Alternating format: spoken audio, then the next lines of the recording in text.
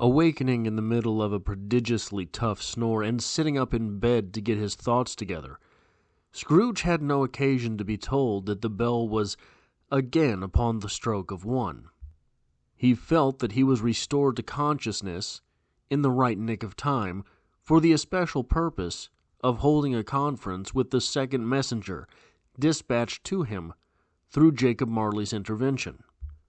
But, finding that he turned uncomfortably cold when he began to wonder which of his curtains this new specter would draw back, he put them every one aside with his own hands, and, lying down again, established a sharp lookout all round the bed. For he wished to challenge the spirit on the moment of its appearance, and did not wish to be taken by surprise and made nervous. Stave 3 of A Christmas Carol is almost undoubtedly the most jovial so far, as we have this big, gregarious ghost taking us to all of these parties. We even have Scrooge himself getting a little bit lost in the fun. But it also has a couple of the darker elements to this book so far. The sort of diagnosis that Tiny Tim will not be around to see just the next Christmas, but also the inclusion of ignorance and want towards the end of this stave.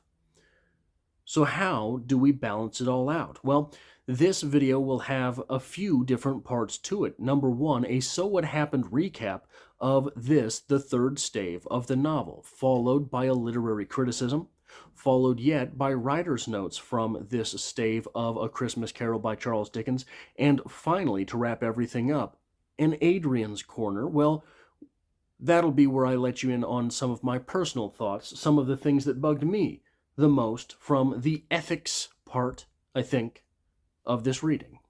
So, what happened?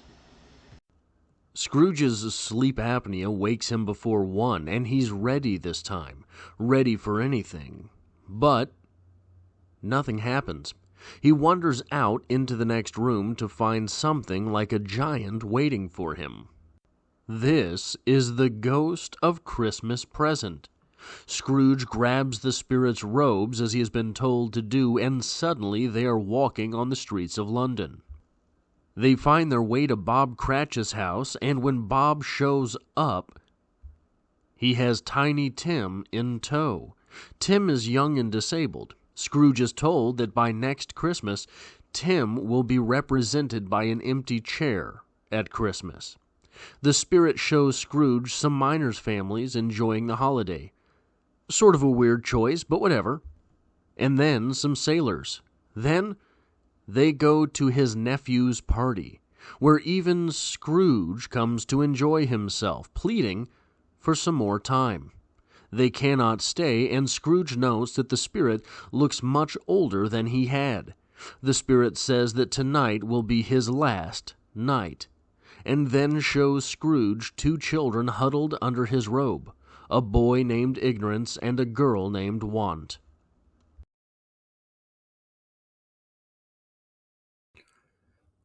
We have here a few things to talk about as far as literary criticism is concerned.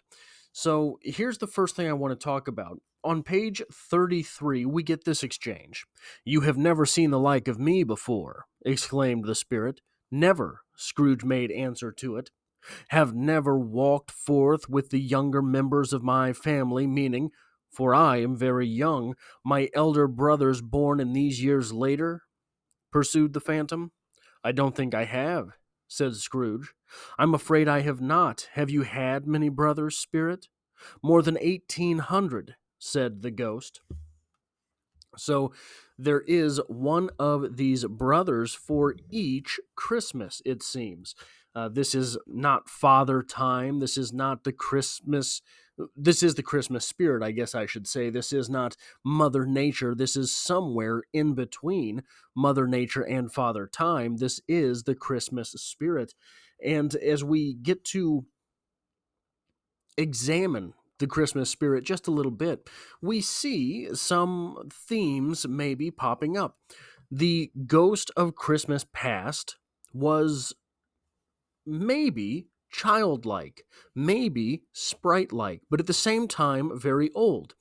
Our memories of our childhood are our old memories of us when we were younger.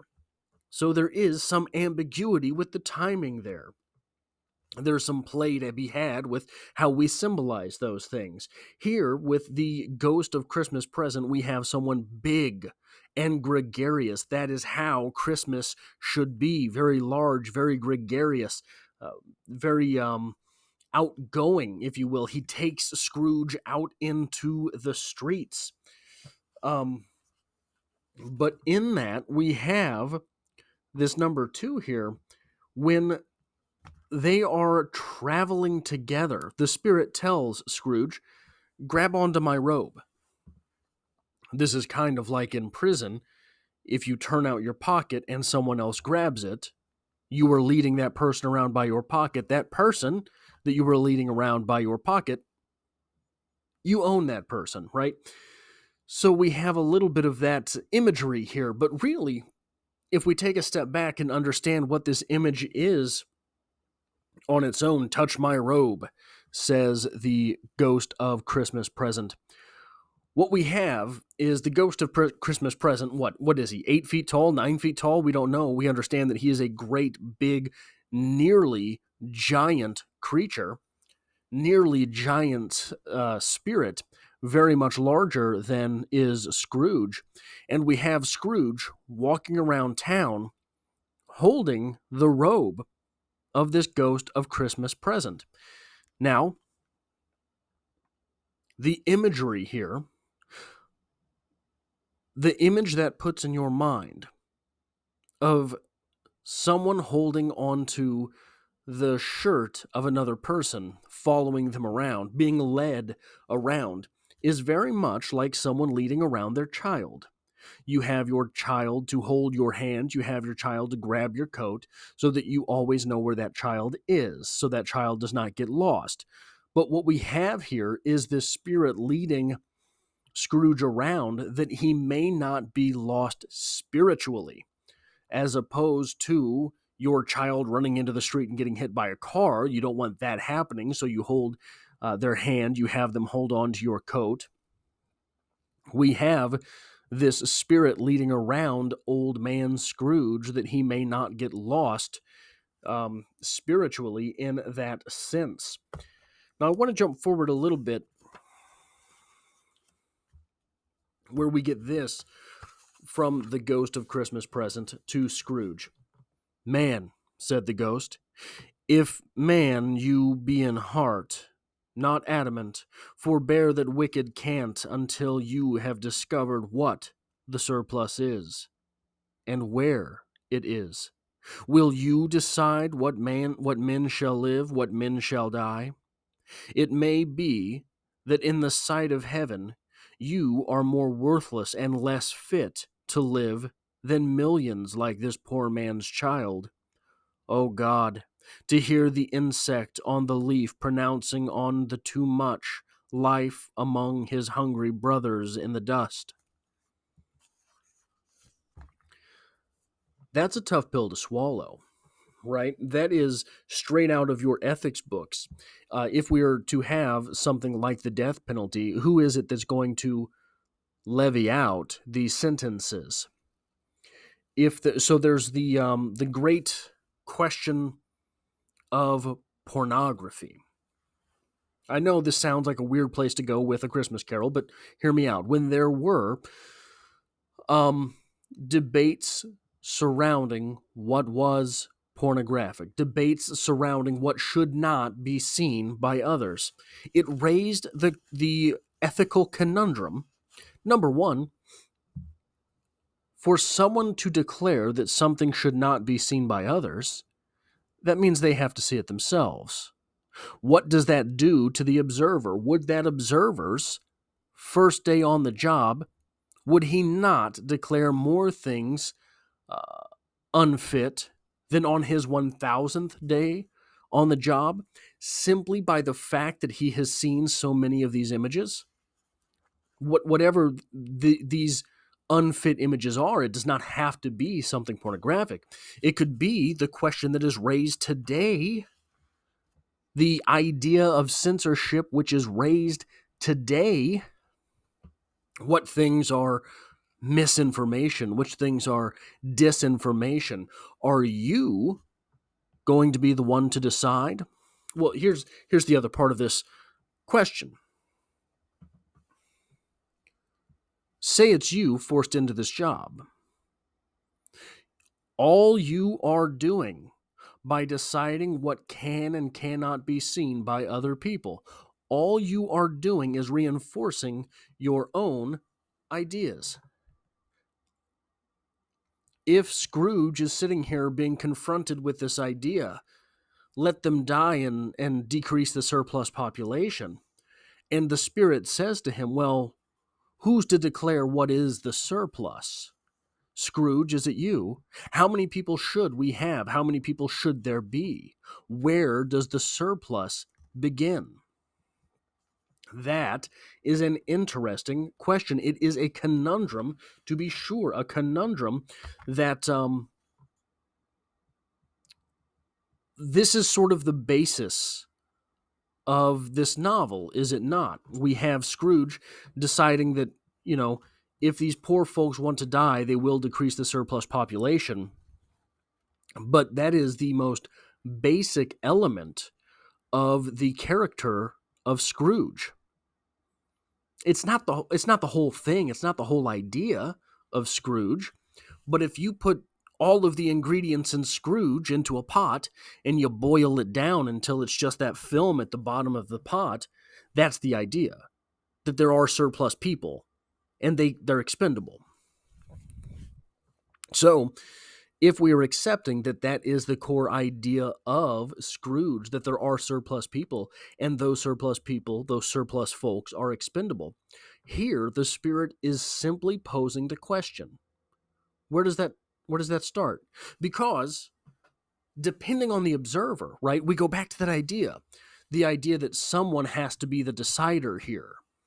Someone has to make those decisions. Someone has to say what is misinformation. Someone has to say what is disinformation. Someone has to say what is pornographic.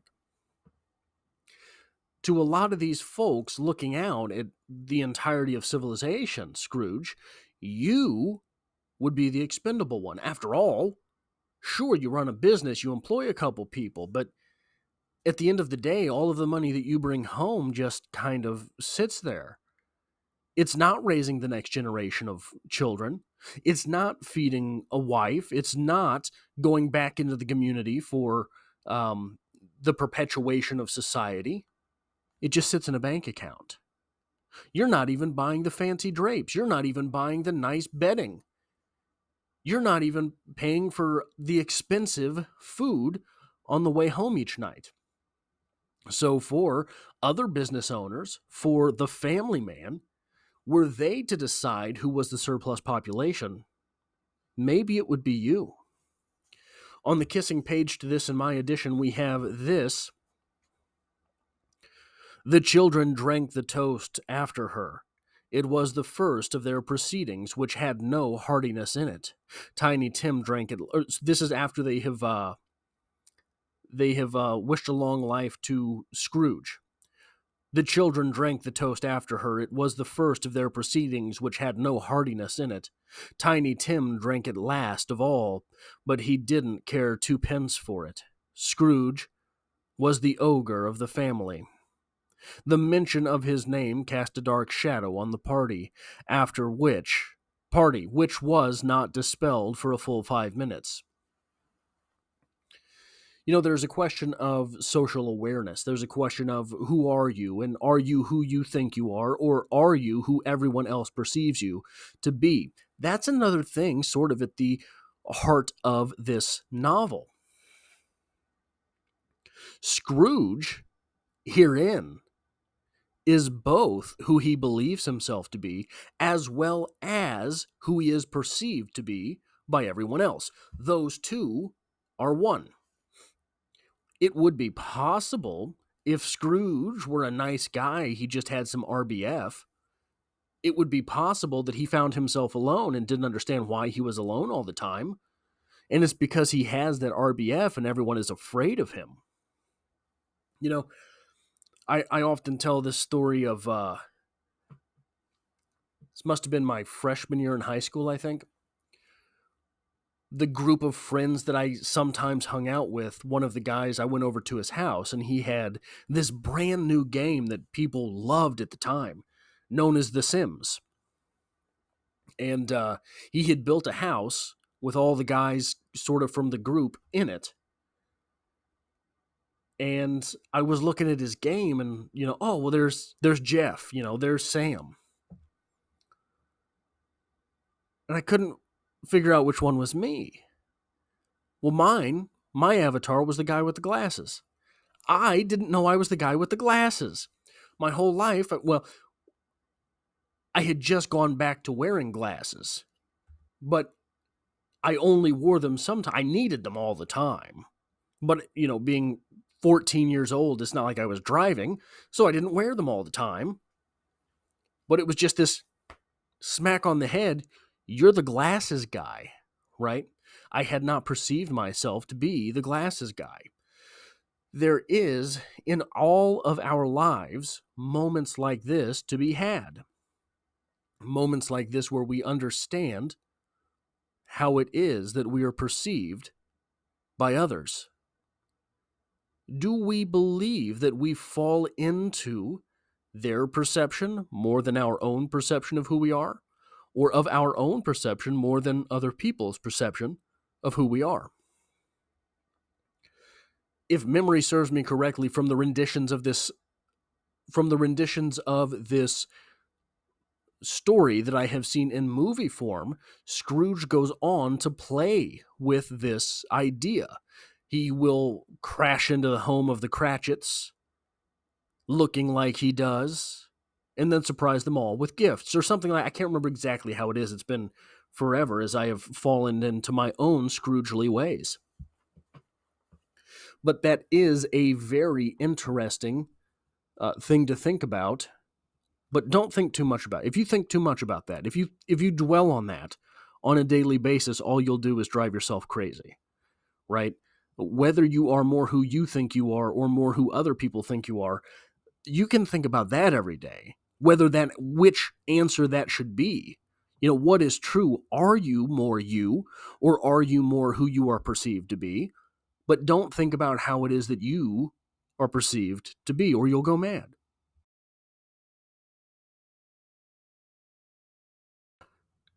The one writer's note that I really have here is a small one, and it's one that is a bit of a cliche when you get down to it as far as writer's notes are concerned. But golly, is it a tragic one here? We have the moment that Scrooge is trying to ascertain, pardon me, what's going on in the beginning of this chapter. He's not been confronted with the spirit the way that he was in the previous chapter. He could not hear the spirit coming in the way that he could with his old friend Marley and those chains rattling. So he's confused. He has gone ahead and written it all off again, saying maybe all of this was a dream. And then we get a very short paragraph, a paragraph that is only one sentence or two sentences long. The moment Scrooge's hand was on the lock, a strange voice called him by his name and bade him enter. He obeyed. Now, I say show, don't tell. That's obvious there, right? We understand why that's obvious there. We understand that this could have been an exchange of dialogue, especially with a spirit as gregarious as is the giant spirit of Christmas present. And we have in the very next paragraph the description of the ghost of Christmas present. It was his own room. There was no doubt about that. But it had undergone a surprising transformation. The walls and ceilings were so hung with living green that it looked a perfect grove, from every part of which bright gleaming berries glistened. The crisp leaves of holly, mistletoe, and ivy reflected back the light, as if so many little mirrors had been scattered there. And we get all of this. Scrooge entered timidly and hung his head before the spirit. He was not the dogged Scrooge he had been, and though his eyes were clear and kind, he did not like to meet them. We have all of this description then of the spirit himself, but it was clothed in one simple deep green robe or mantle bordered with white fur. Charles Dickens is extremely good with this. Charles Dickens was very good at painting a picture. So instead of the moment Scrooge's hand was on the lock, a strange voice called him by his name and bade him enter.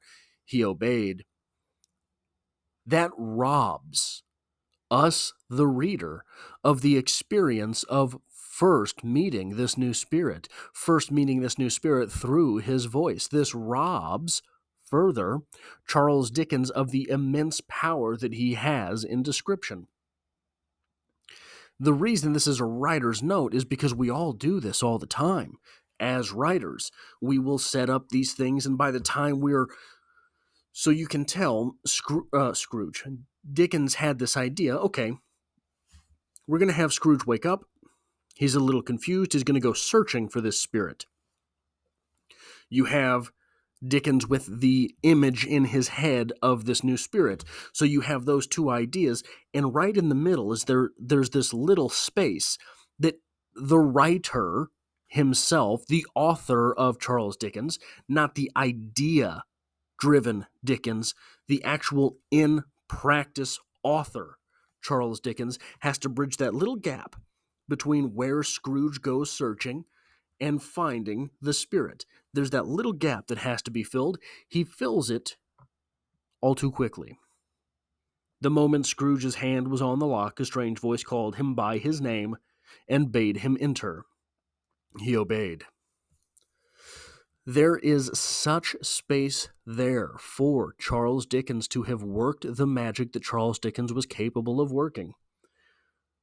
How cold was that lock when Scrooge touched it? Maybe it was surprisingly warm. Scrooge has no heat in his house because he's miserly, right?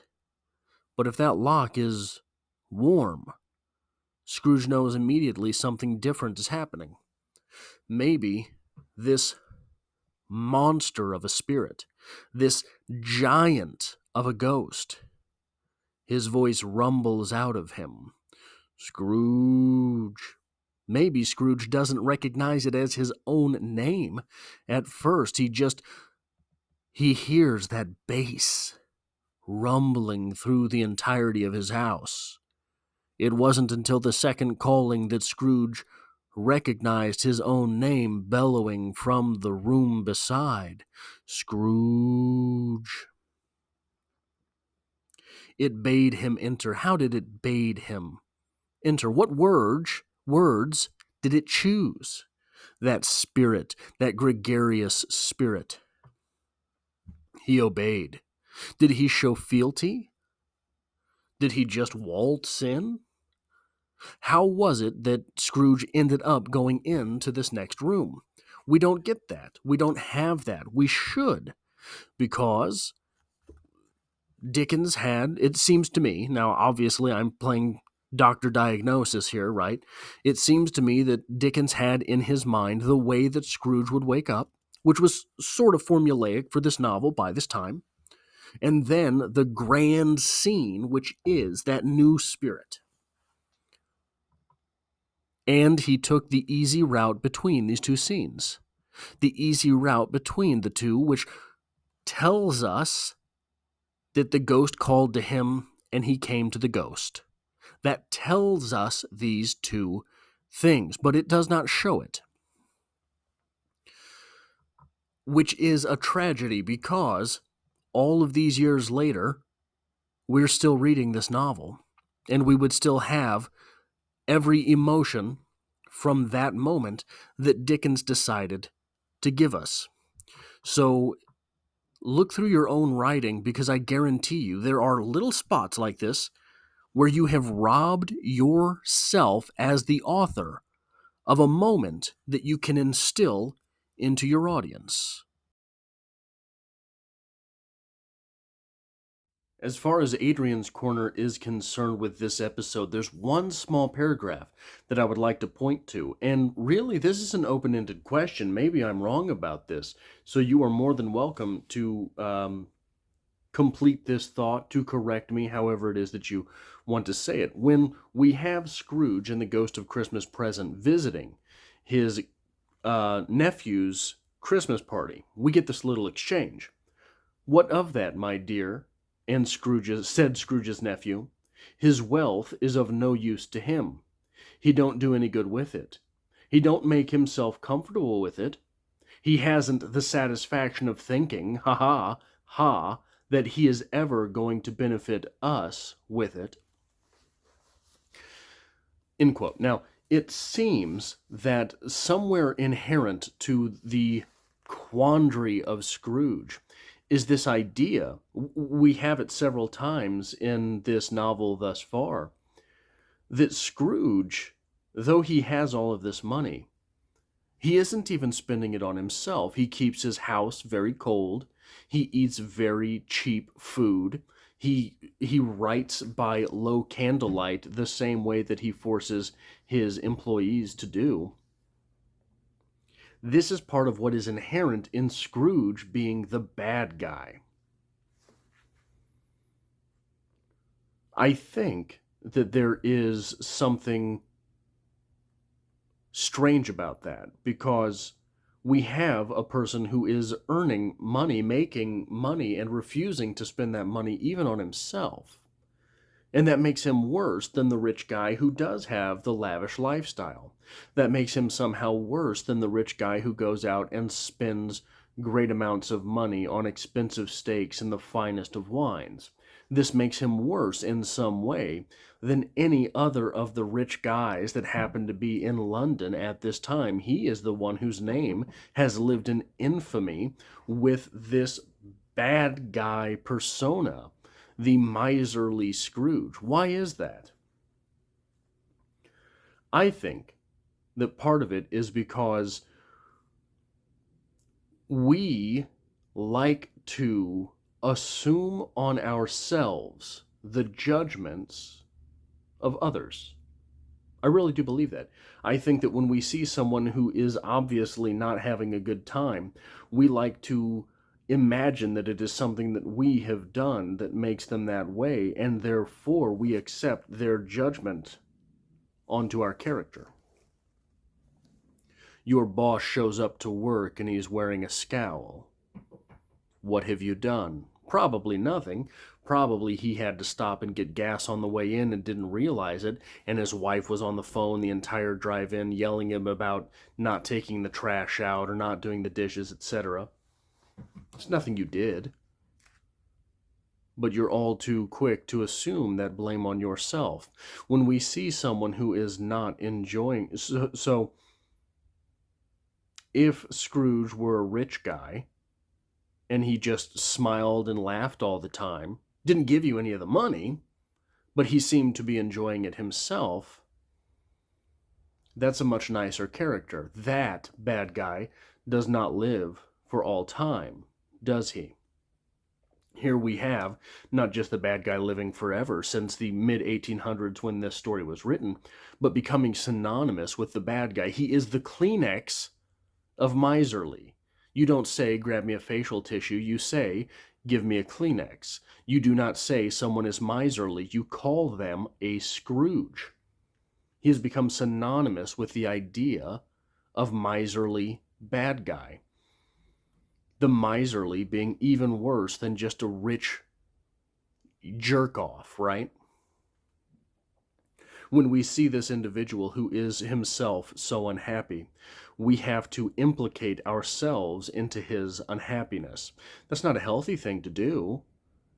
In fact, when we see people who are unhappy, we don't get this idea that we should help them, right? When we see people who are sad, we want to cheer them up. probably there's many among us who, when we see someone who is happy, we wish we'd bring them down somehow, right? But when we see people who are angry, we do not ask how we could help them return to this sort of stasis, to this sort of maybe even happy mindset. When we see people who are struggling in one way or another, we might have this fantasy of helping them out. We do not have that same fantasy with people who have RBF. We do not have that same fantasy when we see people who seem to be angry all the time. And I think a big part of that is assuming on ourselves the guilt of someone. So the opposite of happy is sad. The opposite of sad is happy. The opposite of busy is relaxed, right? We can say we wish that these others were the opposite of the emotion that they wear. We wish the sad guy could be happy, because that's the opposite. But I think somewhere linked in our minds with anger, what is the opposite of the angry? It's who they're angry at, right? So I think that's part of the magic that has helped this story live for so long. Awakening in the middle of a prodigiously tough snore and sitting up in bed to get his thoughts together, Scrooge had no occasion to be told that the bell was again upon the stroke of 1. He felt that he was restored to consciousness in the right nick of time for the especial purpose of holding a conference with the second messenger dispatched to him through Jacob Marley's intervention. But, finding that he turned uncomfortably cold when he began to wonder which of his curtains this new spectre would draw back, he put them every one aside with his own hands, and, lying down again, established a sharp lookout all round the bed. For he wished to challenge the spirit on the moment of its appearance, and did not wish to be taken by surprise and made nervous.